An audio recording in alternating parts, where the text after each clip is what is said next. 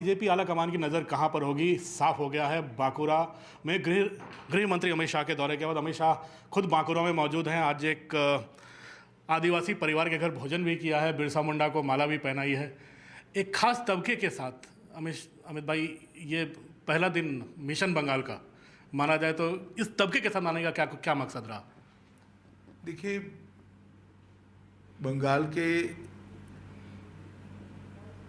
पूरे परिप्रेक्ष्य में सबसे पिछड़ा हुआ, सबसे वंचित तबका है और जहां अभी विकास पहुंचना बाकी है ऐसे लोग।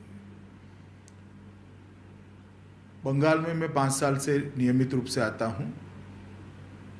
देश भर में गरीबों के लिए प्रधानमंत्री जी ने जो योजनाएं भेजी हैं, चाहे सबको घर देना हो, सबको बिजली देनी हो, शौचालय देना हो, बैंक अकाउंट देना हो, 5 लाख तक की स्वास्थ्य सुविधाएं देनी हो, सस्ता अनाज देना हो, गैस देना हो, तो जिसमें डायरेक्ट बेनिफिशियरी ट्रांसफ़र हो सकता है, वो योजनाएं तो अच्छी चली।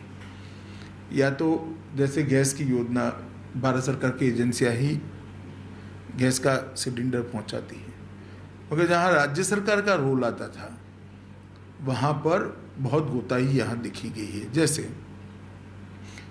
देश भर के किसानों को अब तक 2 साल में 95,000 करोड़ रुपया उनके बैंक अकाउंट में पहुंच चुका है, हर साल 6,000 के हिसाब से। अब बंगाल के किसानों को पैसा नहीं मिल रहा।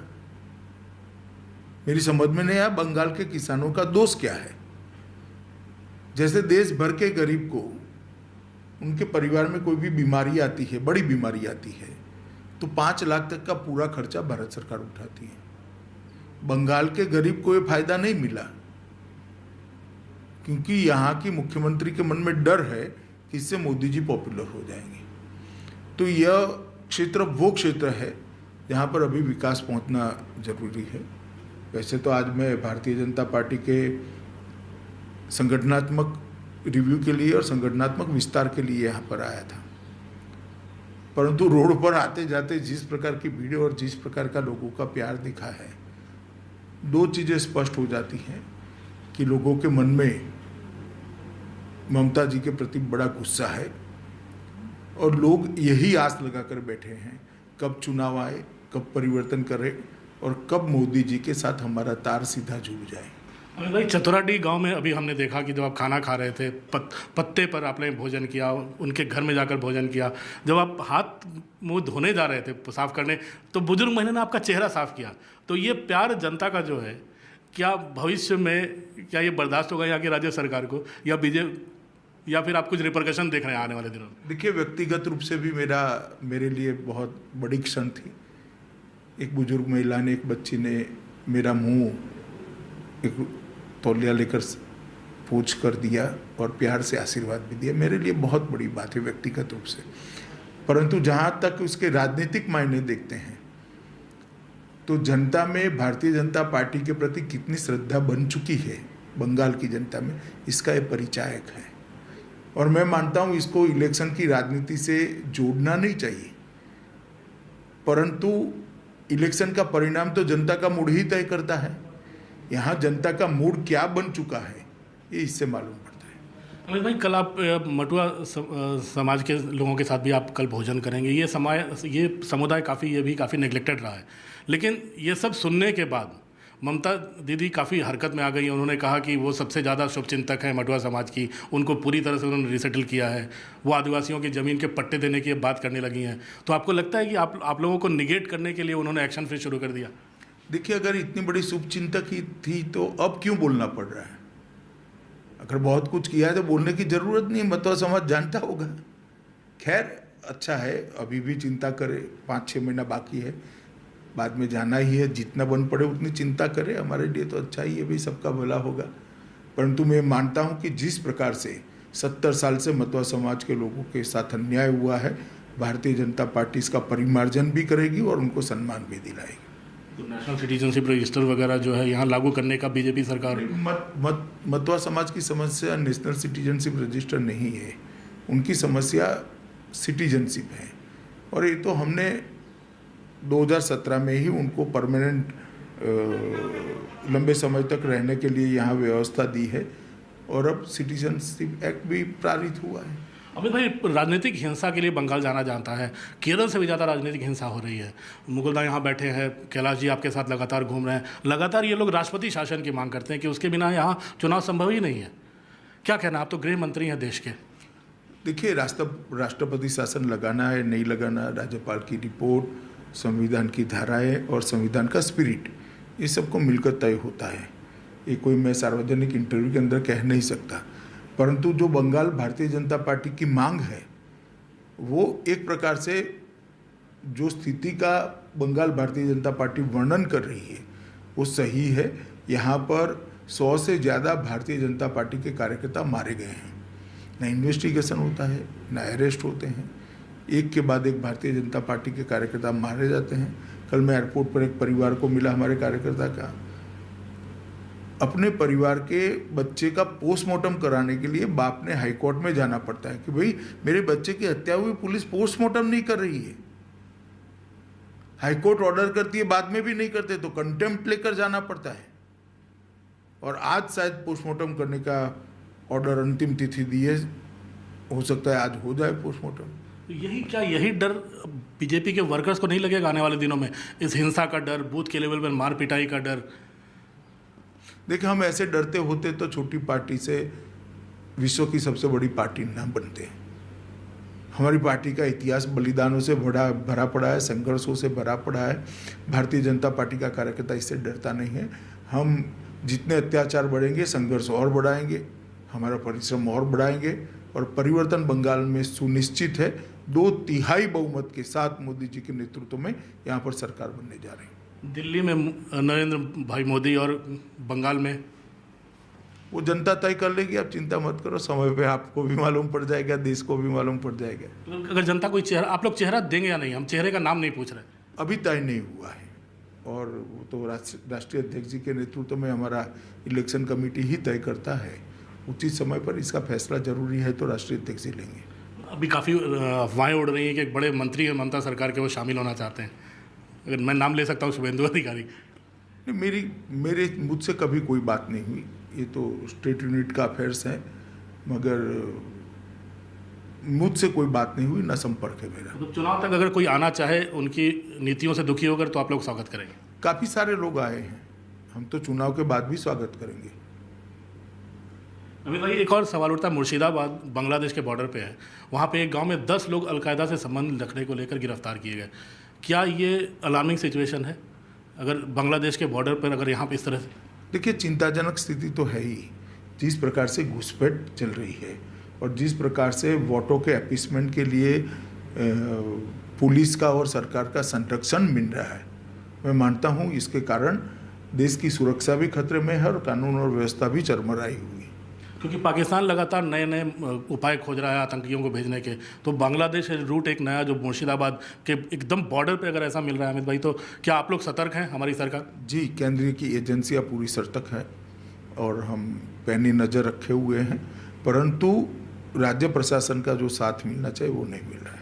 जिस तरह से बीजेपी के वर्कर्स को निशाना बनाया जाता है, कुछ दिन पहले आप लोगों ने एक डेमोन्स्ट्रेशन किया तो काफ़ी आंसू गैस छोड़े गए, आपके रोड शो में भी काफ़ी बवाल हुआ था पिछली बार। तो आप चाहेंगे कि नहीं कि ममता सरकार कम से कम जो विपक्षी दल है उनको बोलने का मौका दे, खिलाफ बोलने की बजाय? नहीं, हम तो ज़रूर अपील करेंगे फ्री एंड फेयर इलेक्शन हो, इलेक्शन कमीशन की जिम्मेदारी भी है, अब वो जैसा करेगी वैसा होगा। अमित भाई, बिहार में बहुत कार्यकर्ताओं ने मिस किया आपको काफ़ी। आप कुछ दिन आपकी तबीयत ठीक नहीं रही, कोरोना पीड़ित रहे, आपने खुद ट्वीट करके बताया था। तो क्या आपने मिस नहीं किया बिहार को? क्योंकि हम लोग खुद बिहार से आते हैं और आपको पिछले 2 चुनाव में तो लगातार काफ़ी देखा। नहीं, मैंने भी मिस किया। पहले कोरोना हुआ था, उसके बाद में कोरोना की आफ्टर इफेक्ट से बहुत वीकनेस थी। डॉक्टर ने 5 तारीख से बाहर निकलने के लिए हाँ बोला था। 5 तारीख को वहाँ प्रचार समाप्त होना था। मैंने आज बंगाल से शुरुआत की है और मैं मानता हूँ कि बिहार में हमारे कार्यकर्ता नड्डा जी और मोदी जी के नेतृत्व में बहुत अच्छा इलेक्शन लड़े हैं और हम पूर्ण बहुमत की सरकार एनडीए की बिहार में बनाएंगे। बार बार जो बात हो रही है नीतीश जी के खिलाफ एंटी इनकम्बेंसी है, लेकिन काम तो आपको लगता है कि सरकार ने काफ़ी किया जो पिछले? कोई सवाल ही नहीं है। जनता प्रसन्न है, जनता भारतीय जनता पार्टी और जदयू के लिए वोट कर रही है और हम प्रचंड बहुमत के साथ जीतेंगे। अमित भाई, एक सवाल दिल्ली का पूछूंगा। काफ़ी मंत्रियों काफ़ी रिक्तियां हो गई थी मंत्रिमंडल में, काफ़ी मंत्रियों को 4-4, 5-5 मंत्रालय संभालना पड़ रहा है। क्या आने वाले दिनों में हम लोग उम्मीद रखेंगे कुछ रीएलोकेशन ऑफ वर्क टाइप होने की उम्मीद? सवाल तो आपका वाजिब है, बहुत अच्छा सवाल है, मगर रॉन्ग नंबर डायल किया है। इसका जवाब देश के प्रधानमंत्री ही दे सकते हैं, मैं नहीं दे सकता। बहुत बहुत धन्यवाद। और अमित शाह के इस इंटरव्यू पर बात करने के लिए हमारे साथ अमिताभ सिन्हा जुड़े हुए हैं। अमिताभ, हर मुद्दे पर उन्होंने आपसे खुलकर बात की, लेकिन जिस मुद्दे को लेकर वो इस वक्त पश्चिम बंगाल में है, उन्होंने ममता सरकार को संदेश साफ दे दिया है।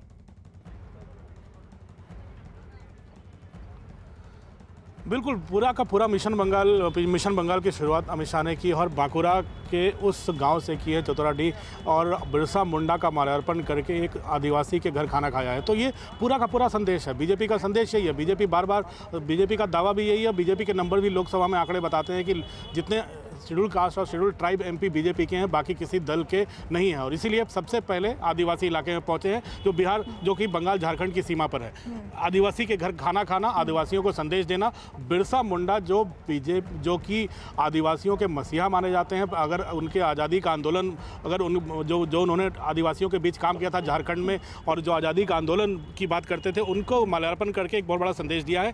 कल भी वो जो संदेश दिया है अमिताभ, उन्होंने उनके लगातार जो तस्वीरें आई, वो तस्वीरें मैं दिखाना चाहती हूँ। जिस बात का जिक्र अमिताभ कर रहे हैं, पश्चिम बंगाल के 2 दिन के दौरे पर अमिताभ जानकारी जिस तरह से लगातार इंटरव्यू के दौरान बता रहे हैं कि हर मुद्दे पर अमित शाह बेबाक तरीके से अपनी राय रख रहे हैं। वो बांकुड़ा पहुंचे हैं, बांकुड़ा में ढोल नगाड़े, परंपरागत छऊ नाच के साथ अमित शाह का स्वागत हुआ है। और अमित शाह ने बांकुड़ा में सबसे पहले बिरसा मुंडा की मूर्ति पर माल्यार्पण किया है और इसके बाद गृह मंत्री अमित शाह बांकुड़ा में आदिवासी परिवार के घर पहुंचे और वहां खाना भी खाया।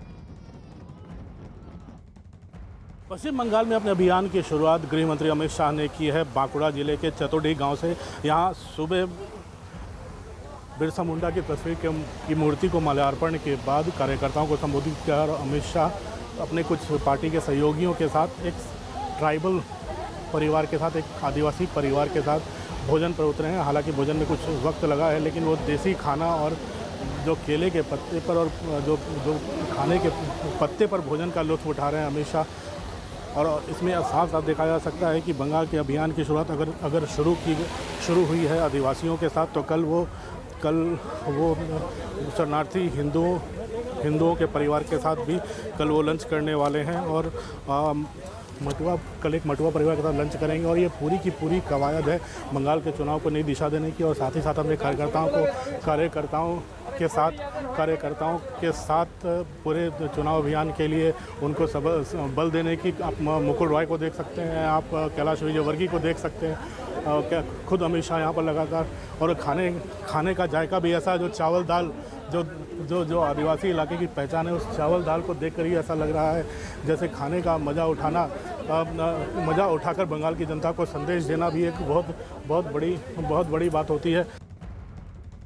अमिताभ, ये जो लंच डिप्लोमेसी आज निभाते हुए नजर आए हैं बांकुड़ा में अमित शाह, क्या इसी में कुछ संदेश छिपा हुआ है पश्चिम बंगाल की जनता के लिए? बिल्कुल 2 चीज़ें साफ हैं। एक, आज आदिवासी समाज के साथ और बांकुरा में कार्यकर्ताओं के साथ सम्मेलन, 200-250 कार्यकर्ताओं के साथ उन्होंने बातचीत की है। एक चीज़ तो है, बीजेपी आला कमान जाता है, राजनीतिक हिंसा का दौर है बंगाल में। राजनीतिक हिंसा के दौर में अगर आपको अपने कार्यकर्ताओं का मनोबल बढ़ाना है तो खुद फ्रंट से लीड करना पड़ेगा, उनके साथ आकर बैठना पड़ेगा, उनसे बातें करनी पड़ेगी। शायद यही कारण है कि इन कार्यकर्ताओं के साथ वो बातचीत कर रहे हैं ताकि उनका मनोबल न टूटे। साथ ही साथ बूथ स्तर पर क्या कार्यक्रम करने हैं उसके बारे में उनसे बात कर रहे हैं। तो कम से कम अगर पार्टी का शीर्ष स्तर का नेता अगर आकर सीधे कार्यकर्ताओं से संवाद कर रहा है तो उनका मनोबल बढ़ाता ही है। रही बात दूसरी वोट बैंक की, दूसरा जो आदिवासी समाज के साथ उन्होंने आज जो बैठना किया है, बिरसा मुंडा की तस्वीर को मूर्ति को माल्यार्पण किया है। कल वो मटुआ समाज के साथ वो बैठेंगे, उनके साथ खाना खाएंगे। वो समाज जिनकी आबादी 2-2.5 करोड़ से ज़्यादा होगी पश्चिम बंगाल में, उस समाज जो कम से कम 50 से ज़्यादा विधानसभा सीटों पर प्रभावित करने की क्षमता रखता हो, उस समाज को काफ़ी सुविधाओं से अब तक वंचित रखा गया है, सिटीजनशिप से भी वंचित रखा गया है। लेकिन अब उनके बारे में भी मुद्दा उठाने की तैयारी बीजेपी ने कर ली है। तो 2 ऐसे मुद्दों को पकड़ा है जिससे बीजेपी के शुरुआती मुहिम को जो शायद गति दे सके। और तीसरी बात जो अमित शाह बार बार कह रहे हैं कि यहाँ पर जो भी केंद्र सरकार की योजनाएं हैं या राज्य सरकार की योजनाएं हैं वो ज़मीन पर सतही तौर पर ज़मीन तक नहीं पहुंच पाती हैं। उसका खामियाजा यहाँ की जनता को भुगतना पड़ रहा है। जो देश की जनता जिनसे फ़ायदा उठा रही है जिन योजनाओं से, बंगाल की जनता को फ़ायदा नहीं हो रहा है। तो कम से कम अभी जो शुरुआत हुई है वो योजनाओं के लाभ को लेकर और उस समाज को लेकर जो कि समाज में पिछड़े रह गए हैं, नेग्लेक्टेड रह गए हैं। वो तो ये बता रहे हैं अमिताभ सीधे सीधे कि 80 ऐसी परियोजनाएं हैं, ऐसी योजनाएं हैं जिनका सीधा फायदा पश्चिम बंगाल की जनता को हो सकता था, लेकिन ममता सरकार ने ऐसे होने नहीं दिया। बैटल ऑफ बंगाल कितनी बड़ी चुनौती इस बार है ममता सरकार के लिए, क्योंकि पूरी ताकत झोंक दी है बीजेपी ने। देखिए, दो चीज़ें साफ है। अब सीधे सीधे अगर नरेंद्र मोदी पर निशाना साधना हो, उससे ममता सरकार बच रही है। ममता बनर्जी मुख्यमंत्री हैं और इसमें कोई दो राय नहीं कि ममता बनर्जी और उनकी तृणमूल कांग्रेस ने सीपीएम और उसके पहले के जो गुंडागर्दी थी, जिस तरह का वायलेंस था, हिंसा थी, उससे बंगाल को काफ़ी मुक्ति दिलाई है और विकास की राह पर डाला है। लेकिन मुश्किल यही है, बीजेपी यही आरोप लगा रही है कि वही चीज़ें अब बार बार दोहराई जा रही हैं, वही राजनीतिक हिंसा वापस पनप रही है, वही विपक्ष को नहीं बोलने की बात ममता बनर्जी अब करने लगी है। जरूरी खबर आ रही है, उस पर आपसे मैं बात करना चाहती हूँ, लेकिन उससे पहले ये खबर, बिहार में विधान